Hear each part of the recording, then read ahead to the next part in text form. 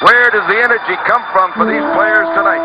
They got a break here. Back comes Courtnall with a chance. Wrist shot. Stop. Rebound. McLean, a marvelous save. We're going to Game 7 in 1994. He will play, and he'll play at Madison Square Garden. The game is over. We've never loved noise as much as we love it tonight. Let them hear it.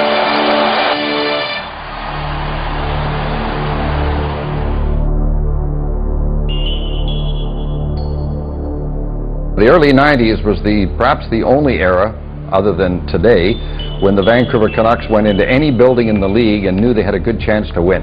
Anywhere in the league, and that's a wonderful feeling. Linden got the puck back. He shoots, scores! Trevor Linden! Vancouver wins! The teams of the early 90s were very good, well-balanced. Kirk McLean was at the top of his game. Pavel Bure was scoring goals. It was an exciting time, and they were good teams. It was a very exciting hockey team, too, that Pat Quinn put together. I know they really started to capture the imagination of the Vancouver hockey fan. They had 96 points one year.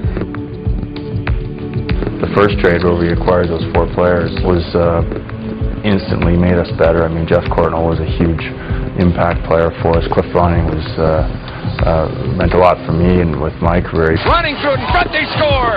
Trevor Linden popped it in.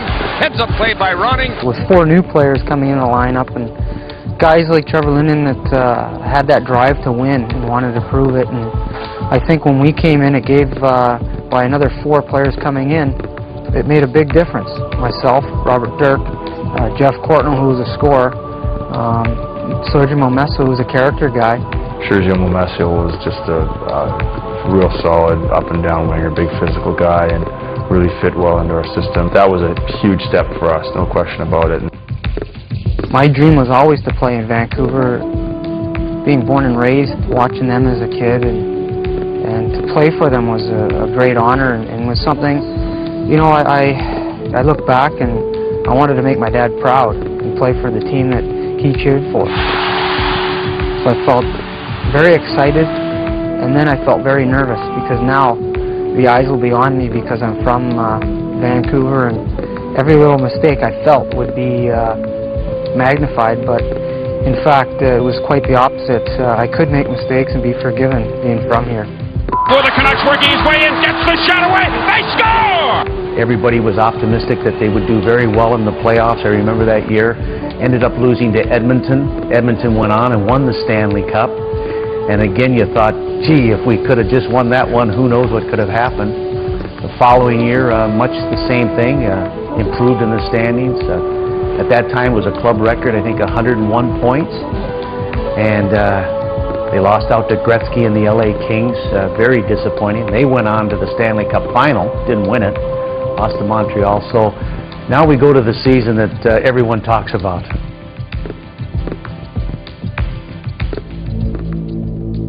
We got off to a real good start, and then I'll never forget, got in some injury problems and with some guys out of the lineup. And I remember Christmas time thinking to myself, after having 200-point seasons back-to-back, thinking to myself, what happened to our depth of our team? You know, we had a lot of guys called up from the minor league team, and it just wasn't looking, you know, things were not really looking good. They came out of the chute so well. They won, I think, 7 of their first 8 games, which really didn't surprise a lot of people because of the previous 2 seasons. They were such an explosive, exciting hockey team. And but then they leveled off after that. They had some injuries. They were win one, lose one, basically just a 500 hockey team. So we spend most of our time walking from one end of an airport to the other. Boy, we had a couple days off. We played in Jersey the night before, and we were heading the next day down to Florida. The snowstorm of the decade. Trying to show that our plane has no chance of taking off because it just got pulled out of a snowdrift. Hopefully it's not going to be my last will and testament. Sure enough, we were stuck in that airport the whole day. We got up a half an hour earlier to come sit here on the runway for an hour and a half so we can back up 3.5 inches.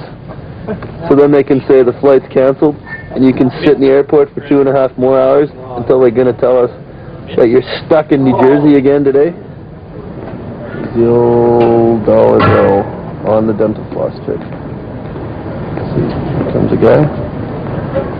No, he's not buying it. Update. Same place, same spat station. So what it's come to. Trying to raise money against tourists so we can afford a charter tomorrow to get out of here. We're still here. 3:45. No, not AM yet. Give us a little while. 840 immediately for a very important message. I'm losing it here. I was talking to someone about that the other day. That was a long day, and that just kind of seemed how our season was going. Things weren't going right at that point in time.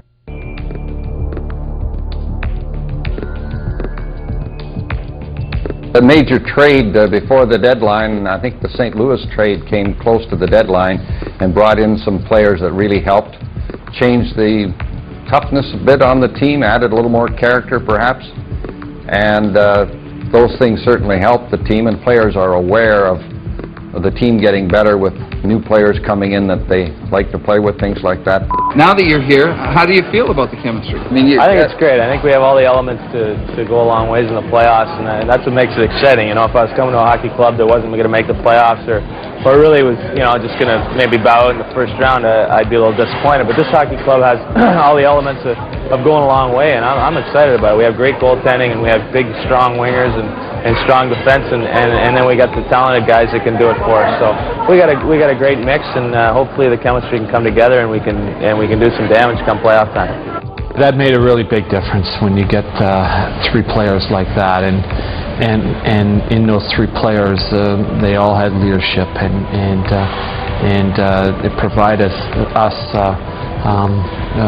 with some better movement from the back end and some speed also, and I think when they started feeling comfortable within the team, that's when we kind of took off, was with that. But I think it was an ingredient that was missed in our team, but we added those 3 players, and it kind of taken off once they felt comfortable with the organization.